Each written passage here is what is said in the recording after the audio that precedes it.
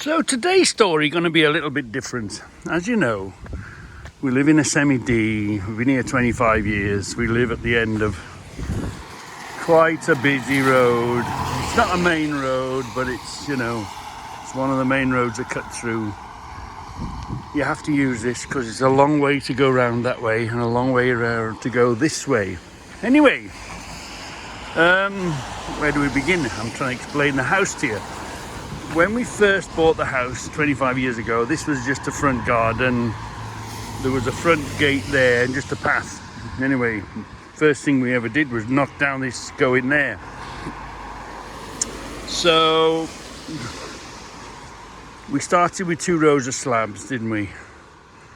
And then we altered it and put a square of block pavers down for several years, and then we decided to tarmac it all. So you'll see how that comes in handy, how we like that. So here's the house. When we bought it, this was a big factory, Guymer's, and then Walton Transport took it over. Yeah. Actually, this house belonged to Robert Pugh, that owned this factory here called 10 Acres. And this was the transport office. And the guy that apparently, so you're told over the years, the guy that the foreman used to have bought this house and for whatever didn't pay the mortgage. The house was let down, and then a builder came and built this extension. So this is the kitchen. When you're in a house, the kitchen is there. And then this bit from there to there is the garden with the plastic grass on it. And when we originally bought the house, and this is the garage with nuts and bolts and all that in it, with the big door, the big safety door on the outside. We'll see that in a minute. So originally we only bought the house and up to here, and then we pretty quickly built the garage on the end of the property. So originally that's all it was. Anyway, several years went by, blah blah blah. Next door used to come in and had an entrance there into their property. Anyway, we discovered that we owned the rest. Now all the rest of the street have got this length, but we owned this as well. Long story, leasehold and freehold and all that malarkey. Anyway, so we managed to buy the entrance to next door and break it up. You'll see that in a minute. So anyway, so this was Debbie's garage. No, then we did the vans, started the transport firm, blah blah blah, ran the vans, and we used to park the vans in here. This was just an open space that wasn't there then.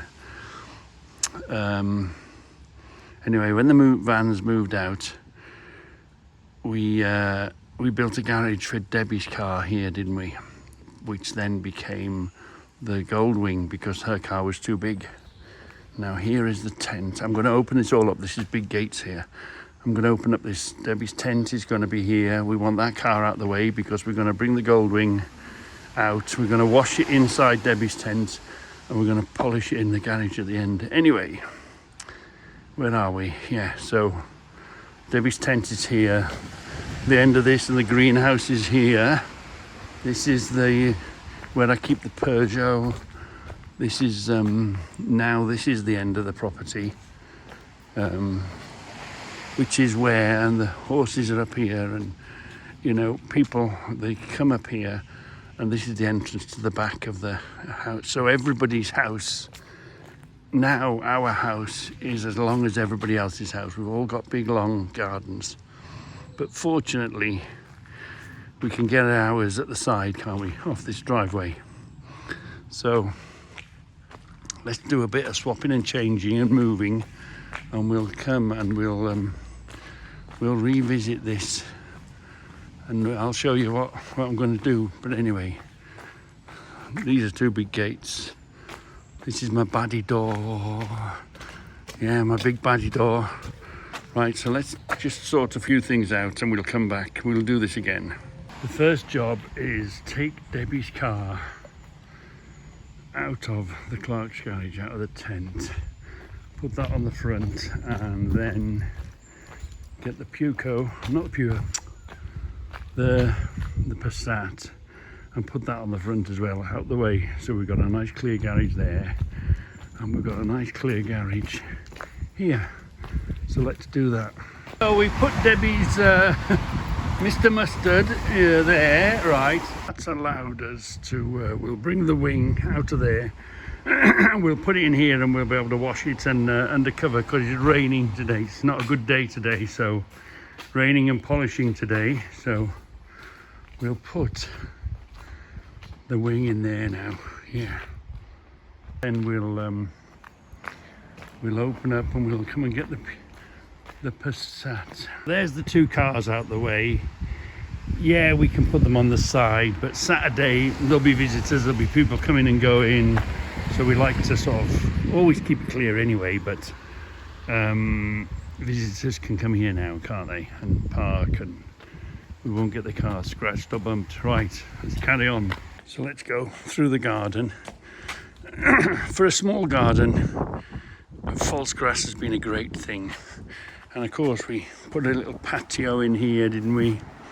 And there's the extension that the builder man did before we bought the house. And remember, we brought them forward and we put the bifolding doors in there.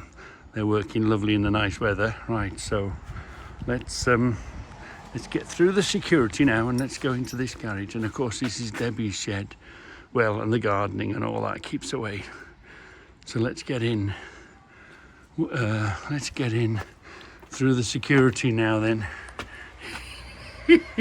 So we've got through the first secure level of security, so let's get through the second level of security. So here we are, getting through the locks and the special trips and hold on, special trips, and that hasn't worked. Hold on, I need two hands. Through the special trips and tricks and special locks to get through the door, yeah. So we're in. Woohoo, we're in, lovely. Let's release the big door. Yeah, let's release the big door. Fully open today, so we need to open the special Reggie mechanism. The mechanism is disengaged. That's going to allow us to open this first door on here. Yeah, that's going to give us access. Ooh, do that, look. That's going to give us access to the garage door. Yeah, and this folds back onto the wall, out the way. Little hatch. Put your hand through the little hatch, get the little hook. That door's secure there, up against there. That means we can now open this one. So strip off the security from behind the door. Now that door's open, that's going to reveal the wing. So let's take the wing out of here now and put it in the tent. So the wing lives here. You can't really walk around it, and you can't really wash it because I've put carpet on the floor, and it's we can get to it's malt now, can't we? These doors so that they fold out on each other. So that one's open, but that also means we can open this one. So let's push that around as well now then. And luckily it goes to about halfway through the garage, so it leaves you a bit of space to come in and out the garage when you're walking backwards and forwards. This is a single link for when I'm tying the big door on its own, but when I've got the other door open, all we have to do is undo this link here, and it stretches it. So now this stretches past that door onto the hook up here and keeps them all shut and controls this door. So we've put the wing here now. It looks a bit it's in a hole there, isn't it? Yeah, it's in a hole in the ground. Yeah, I wonder why she didn't want to come up so easy. It looks as if it's on one side a bit, doesn't it? We'll fix that. We'll just reposition it. But anyway, we can go in there now, wash it, clean it.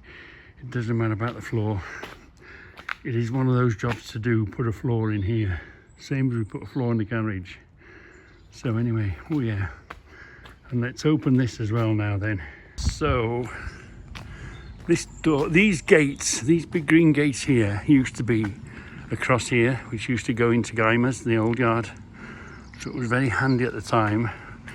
And you know, cash is king, so I bought these gates, put them here. And remember, this is where we built the greenhouse, yeah? With the windows at the house. When we moved in, we had the windows, and we've just, a few years ago, had them redone again. So I said, keep the windows, and nobody believed me, but yeah. We've turned it into a green, oh, that needs a good cleaning. We turned it into a greenhouse, and we put the IBCs up there, haven't we? That's, we had one, we had a really dry summer. It did okay, but it was running low, so I'm running 2 now. So we've got plenty of water when it goes warm, because there's power up here, but there's no water up here. And it's healthier water because it comes off the roof. Healthier water for the plants inside the greenhouse. Having said that though, we'll get Debbie to give us a tour, but the greenhouse has been really, really poor this year. Really, really poor. It's been a terrible growing season this year. Yeah, we've had a good crop of strawberries. Oh, Vinnie Vine. Oh, Vinnie Vine stretched. Do you remember Debbie trimmed it all back? Wow. I haven't really took any notice, but Vinnie Vine has ran ahead. Yeah, there's cucumbers. Who knew cucumbers grew like that? I thought the cucumbers grew on a shopping shelf, covered themselves in plastic. That's where they came from. Anyway, yeah, they're coming okay. Where are we? Yeah, so, and the peas, we've done okay with the peas, plenty of success with the peas, although these look like they've dead. We've had that hot spell. We did have a good spell of strawberries for a while, but now the strawberries ended. So yeah, this year has been a really poor year for the greenhouse and the garden. Post Paul's outlook. So this used to be just a clear area all the way. This is where we used to park the vans when they were loaded overnight. We put the big gates in and covered them up because we used to have vans, and we had a shed, and we knocked down the shed because the shed used to be just a wooden shed on the end here, and it got knocked, didn't it? And it revealed a lot of rot and rust in the wood. So we built a brick wall and put some protection on it. And that's why the CCTV is all around, because, you know, the vans were loaded up ready for the start in the mornings. Anyway, full day of tinkering today. Full day of tinkering. Can't wait.